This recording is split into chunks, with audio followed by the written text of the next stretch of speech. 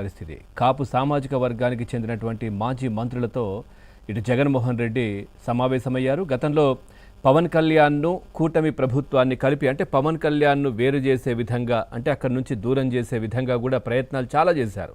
జగన్మోహన్ రెడ్డి శిబిరం చాలా చేసింది, మనం చూసాం. ఎందుకనంటే సో జనసేన పార్టీకి ప్రాధాన్యత లేదు, పవన్ కళ్యాణ్ ఈ విధంగా చేస్తున్నారు, ఇక్కడ లోకేష్కు ప్రయారిటీ ఇస్తున్నారు, లేదంటే చంద్రబాబు నాయుడు గారు పవన్ కళ్యాణ్ పట్టించుకోవట్లేదు, ఇట్లాంటివన్నీ కూడా ఏదో ప్రొజెక్ట్ చేసే ప్రయత్నం మొదట్లో చేశారు, చాలా కార్యకర్తల దగ్గర నుంచి అధినాయకత్వం వరకు వైసీపీకి సంబంధించి ఇవన్నీ కూడా చేశారు, వేరు చేసే ప్రయత్నం చేశారు. కానీ ఎక్కడ కూడా కూటమి ఏదైతే అంత స్ట్రాంగ్గా ఉండి ముందుకెళ్తున్నటువంటి పరిస్థితి బీజేపీ జనసేన టీడీపీ కలిసి రాష్ట్రానికి కావాల్సినవి కావచ్చు, లేదంటే సో రాష్ట్రానికి కేంద్రం నుంచి రావాల్సినవి ఇవన్నీ కూడా కలిసికట్టుగా పనిచేసుకుంటున్నారు.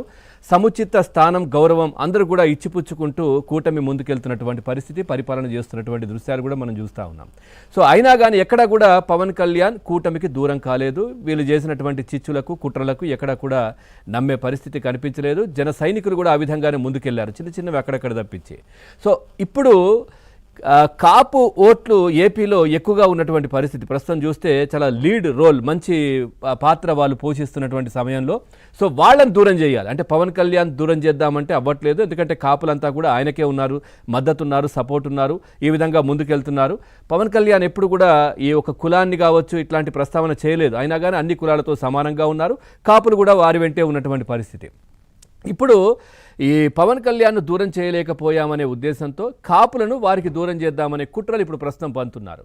ఏదైనా కానీ కులాల మధ్య చిచ్చు పెట్టడం, సో విభేదాలు సృష్టించేందుకు ప్లాన్ కూడా చేస్తూ ఉన్నారు. కాపు సామాజిక వర్గాన్ని కూటమికి దూరం చేయాలంటూ నేతలకు కూడా జగన్మోహన్ రెడ్డి దిశానిర్దేశం చేసినట్టుగా తెలుస్తూ ఉంది. ఏ చిన్న ఘటన జరిగినా కానీ కులం కార్డుతో రచ్చ చేయాలని ఆదేశాలు కూడా ఇచ్చారు. కూటమి ప్రభుత్వంలో కాపులకు అన్యాయం జరిగిపోతోందంటూ ఒక నానా బీభత్సం సృష్టించే ప్రయత్నం చేస్తున్నారు. ప్రజల్లో వ్యతిరేకత పెంచాలని జగన్మోహన్ రెడ్డి చూస్తున్నట్టుగా తెలుస్తోంది. జనసేనపై ఫేక్ ఐడీలతో ప్రచారం కూడా చేసే ప్రయత్నం చేస్తున్నారు. అవన్నీ కూడా వికటించడంతో ఇప్పుడు నేరుగా విషం చిమ్మాలనే నిర్ణయం తీసుకున్నటువంటి పరిస్థితి. హోంమంత్రి అనితపై అనుచిత వ్యాఖ్యలకు చేసినటువంటి అమర్నాథ్తో ఈ సందర్భంలోనే మాట్లాడారంట. నీకేం ఇబ్బంది కాదు, వాళ్ళు కేసు పెడితే పెట్టుకొని నీకేం కాదు అంటూ కూడా చెప్పారంట. నిన్న ఈ గుడివాడ అమర్నాథ్తో కూడా మీటింగ్, ఆయన అంబటి వీళ్ళందరూ కూడా జగన్మోహన్ రెడ్డితో మీటింగ్ పెట్టుకున్నారు. అంటే కాపు సామాజిక వర్గానికి చెందిన నేతలు.